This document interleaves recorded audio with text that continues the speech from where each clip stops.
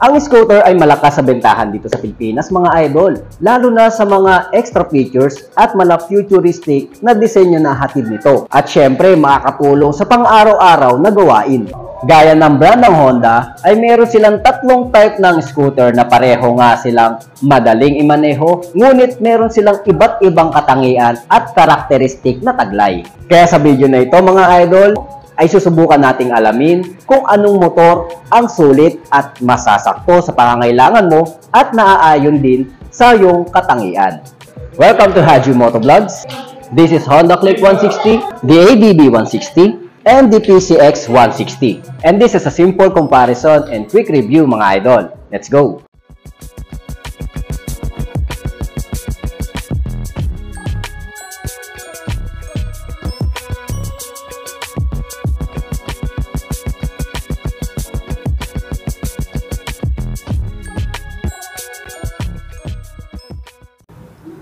Alright, ito na ang ating comparison with regards sa tatlong 160 ng Honda, which is this is the Honda Click 160, Honda ADB 160, and the PCX 160. So tatlo po yan na scooter na pagkukumparahan natin kung ano ang mas sulit at mas papabor sa kagustuhan nyo mga idol.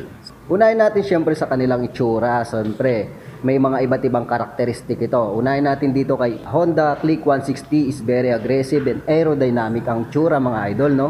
So kung ikaw ay sporty look and syempre kung ikaw ay aggressive type of rider, so sakto-sakto sa ito. Pero kung ikaw naman ay isang adventure type na characteristic or character, ito si ADB. So 160 din siya. So bagay na bagay sa mga mahilig sa adventure, and makikita natin ang figure niya, ang dami niyang muscle. At sa kagandaan dito kay ADB is any road condition kayang-kaya niya. Mapa off-road or on-road. So pagdating naman dito kay PCX 160 is kitang-kita natin ang pagka-classic, napaka-elegante tignan. Gusto mo magmukhang executive officer ng isang malaking kumpanya, is bagay na bagay sa inyo to. Itong PCX 160 dahil sa elegante niyang tignan. Okay, pagdating naman sa kanyang mga features mga idol, unahin natin sa mga ilaw niya. Siyempre lahat gumagamit ito ng LED magmula daytime running light. Okay? LED para sa headlight at siyempre sa kanyang mga taillight. Iba-iba lang po ang figure ng kanilang taillight. Okay, and then headlight. Pero pare-pares po silang LED na kung saan mas matipid sa baterya, at the same time at mas maganda siya gamitin lalo na sa katerikan ng araw. Okay, mapapansin natin naman dito sa may bandang harapan, si Click 160 ay meron siyang visor. Pero nakaano lang siya dito sa bandang ibaba, hindi po siya sa may handle. Unlike dito, okay, sakop na sakop kay ADB. And then dito naman kay Honda PCX is naka-attach siya. Fix po yung sa kanya dito. Pero dito kay ADB 160 is adjustable po yan mga idol. Depende yan kung gaano kataas or gaano kababa. Depende yan sa lakas ng hangin na bumabangga sa inyo. Okay? So kung sakaling ikaw ay laging nagda-drive ng long ride, so mas maganda yung meron kang windshield. Kasi nare-reduce niya yung pagkapagod ng rider. Okay, pagdating naman sa kanilang mga panel mga idol, makikita nyo, fully digital din ang ginagamit nila. Pare-parehas lang po sila. Fully digital mga idol. Ayan. So, ganun din. Okay, check natin yung mga switches and buttons nito mga idol. Siyempre yung handlebars, unahin natin. Dito sa PCX 160 mga idol, yan.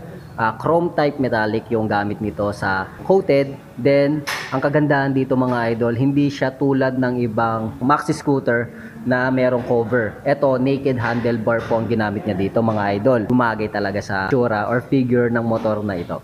Okay, pagdating naman sa kanyang buttons, sa kaliwa ay merong high and low, busina, and then turn light signal. Okay, pagdating naman sa kanan, meron po siyang idling stop system. Then meron po siyang hazard. Okay, at meron po siyang electric starter. Pagdating naman sa ADB mga idol, hindi siya mataas tignan, unlike dito kay PCX. So mababa po siya, para siyang sports bike mga idol, extreme bike po.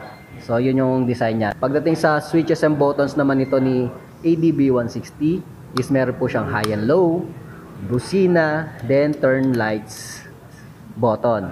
Then dito naman is idling stop system, may hazard at electric start button. Dito naman tayo kay Click 160 para sa kanyang handle. Syempre hindi siya naka naked handlebar unlike sa dalawang motor na ito, si ADV at si 160. Pero pagdating sa switches and buttons is quality rin, pare-parehas ng quality yung ginamit nila dito. So sa switches and buttons, meron po siyang high and low, busina, and then turn lights. At syempre yung kanyang idling stop system, then electric starter. Wala nga lang po siyang hazard. Okay, dito naman sa kanyang pag-start up ng makina. Okay, gumagamit po siya ng smart key. Okay, with anti-theft alarm system and answer box system. Dito kay ADB, same pa rin. So keyless din mga idol. Dito naman kay 160 ng Click is smart key na rin po mga idol. So ang pinagkaiba nga lang nito kay Honda Click 160 doon sa dalawa ay wala po siyang fuel opener kasi manual po siya mga idol. Dito siya sa underseat compartment matatagpuan. So unlike dito sa dalawa, kung ikaw ay medyo ayaw nang tumayo sa kinaupuan mo at ngalay ka, meron tayong fuel refiller dito na nasa harapan. Kaya meron po siyang pindutan dito ng fuel tank. Okay? Ayun yung isa. Para sa PCX 160. Isa pa sa mga convenient features mga idol, ang lamang ni Honda Click 160 mga idol. Syempre, itong flat footboard nito. So ang kagandahan kasi nito, just in case na mayroong excess parcel kayo or excess baggage kayo, like box, pwede nyo po ilagay po dito. Unlike dito kila ADB and 160, wala po mga idol kasi nga nandito yung fuel tank nila. Pero ang kagandahan dito is meron po siyang foot extension. Itong dalawang motorcycle na 160. So ang kagandahan dito, syempre in long ride hindi nangangalay ang tuhod and syempre yung puwetan mo. Okay, yung convenient ng long ride meron dito kay Honda ADB and PCX. Okay, convenient features pa rin tayo mga idol. Dito kay Honda PCX 160 is meron po siyang malalim na pocket na meron po siyang charger. Syempre, ayan, ang kagandahan niya, may charger po siya kung saan pwede ka na mag-charge anytime, anywhere. Kung gagawin mo tong pang chill ride, long ride, or pang trabaho, pwede po siya. Tulad din nito ni ADB, meron din po siya dito sa kanyang bandang kaliwa. Okay? So, meron po rin siyang charger. Ayan. So, dito rin mga idol, kay Honda Click 160, meron din siyang pocket na malalim mga idol. Na meron po siyang charger din po mga idol. Ayan. So, pare-pares po silang 12 volts. Okay? So, USB Type-U po yung charger nila. Pare-parehas.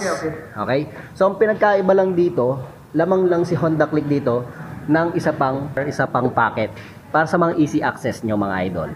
So like coins, basahan, anything na maliliit na easy access needs mo. Okay, dito naman sa kanilang mga upuan, ayan, iba-iba yung design mga idol. Tapos pagdating sa upholstery, mga idol, ito kalmot po sa attraction. Ito yung madalas kalmutin ng mga po sa mga idol. Simple ang tabas, simple ang kanyang design. Pagdating naman dito kay ADB, wow, napakakapal dito, no? Kahit magtagtagan kayo sa off-road, no? Hindi mapipipi ang yag balls nyo rito mga idol. So yung ito, meron siyang dalawang two-tone or dalawang texture ng ginamit na cover dito, which is yung kalmot po sa attraction, then plain na cover. Okay? So may pa-stitches pa, no? Dagdag forma din. So dito naman, dalawang two-tone ang ginamit niya rito, which is yung gray and yung black. So bagay na bagay sa figure ng motor na ito. So very classy ang design ng PCX naman. Okay, dito naman tayo sa compartment. Ayan, buksan natin mga idol. Ayan, ang laki ng compartment ng ADV and PCX mga idol. Pero pagdating naman dito kay Click 160, mas malaki lang siya bahagya sa 125. Pero ang kagandahan dito mga idol, andito na ang kanyang coolant refiller. So, mas maliit lang yung capacity ng kanyang underseat compartment. Kumpara natin dito kay ADB 160 and PCX 160, napakalaki, very huge. Pwede mo nang paglagyan ng mga parcel. Kung isa kang delivery rider nga, no, pwede mong lagyan ng mga parcel to. Okay, isa pa sa mga napansin ko dito kay PCX, Okay, kung tingnan natin kung meron din sa iba, meron siyang spring type dito na kung saan stopper po siya na hindi po siya malalaglag basta-basta. So kailangan mong persahin para bumaba, no? So yun yung maganda dito kay PCX 160. ADB same din, meron po siya na spring. Then pagdating naman dito kay Click 160, okay, wala po siya. So kung sakaling isasara nyo po siya is talagang hihinay-hinayin nyo. Okay?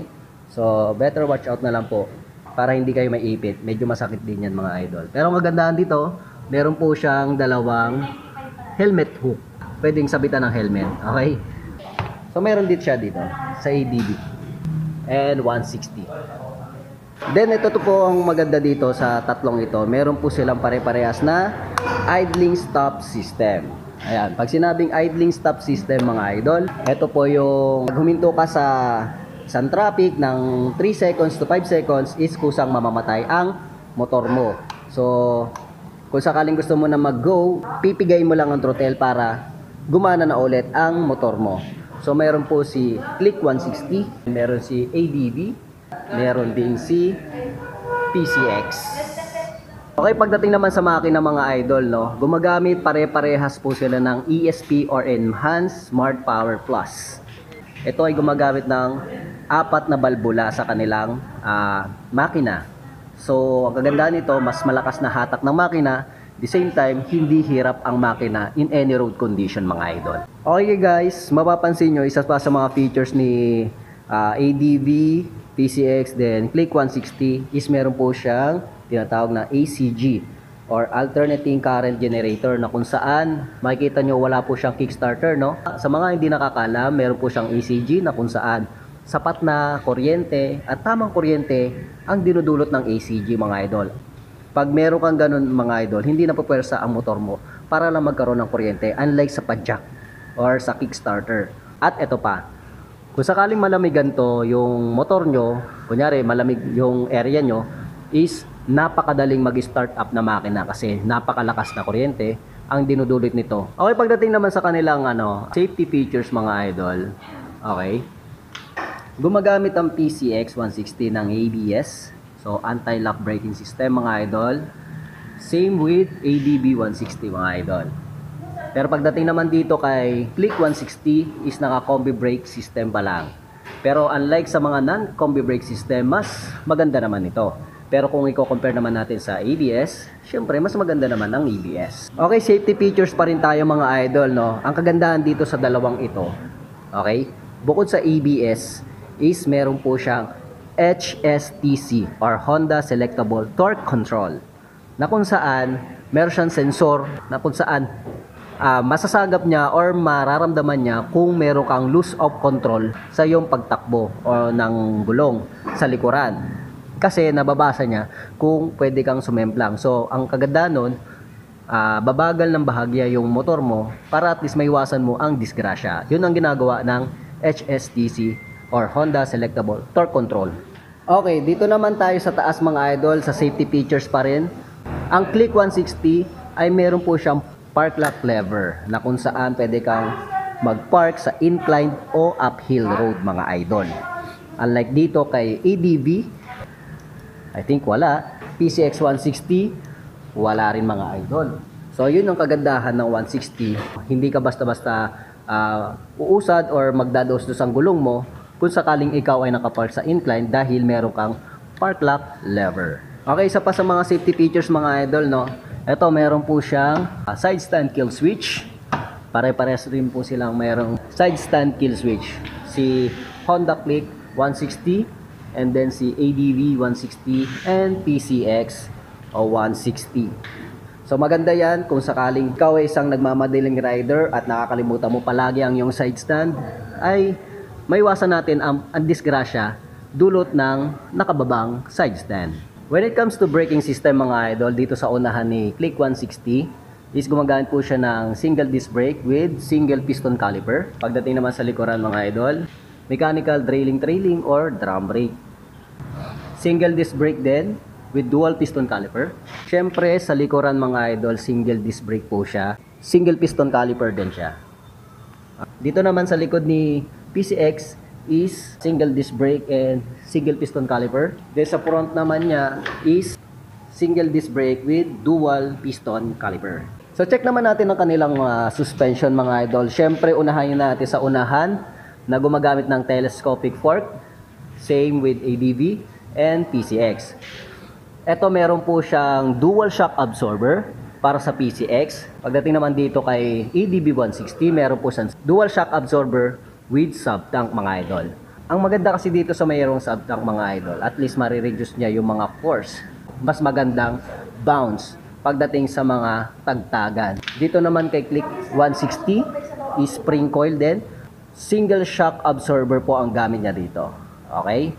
Okay, check naman natin yung mga tires niya, yung sukat ng tires niya mga idol, no? Dito sa Click 160 muna tayo. Sa front tire ay may sukat na 100/80-14 at naka-mags po ito. Pagdating naman sa likuran mga idol, no, medyo malapad talaga ito.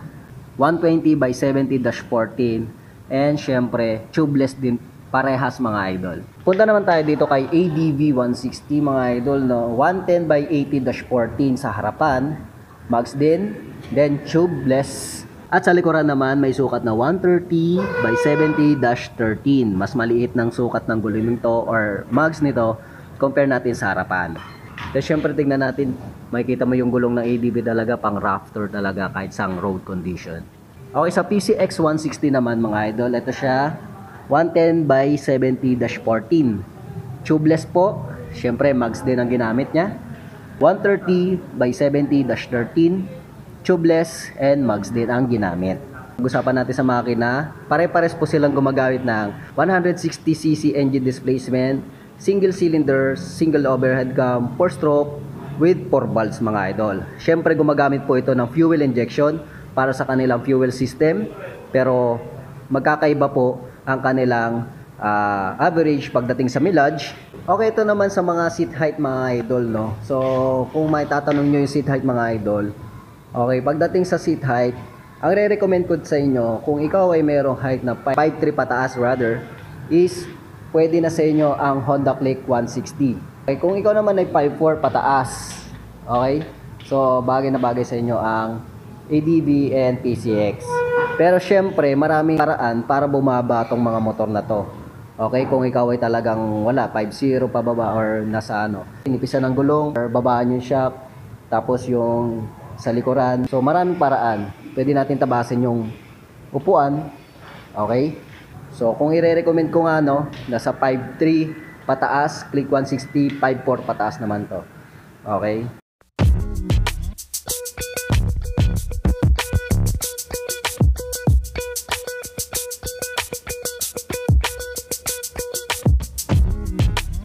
Para tapusin ang video na to, huwag sanang kalimutan mag-subscribe at i-hit ang notification bell para lagi kang updated sa mga ganitong klaseng impormasyon tungkol sa mga bagong labas na motor.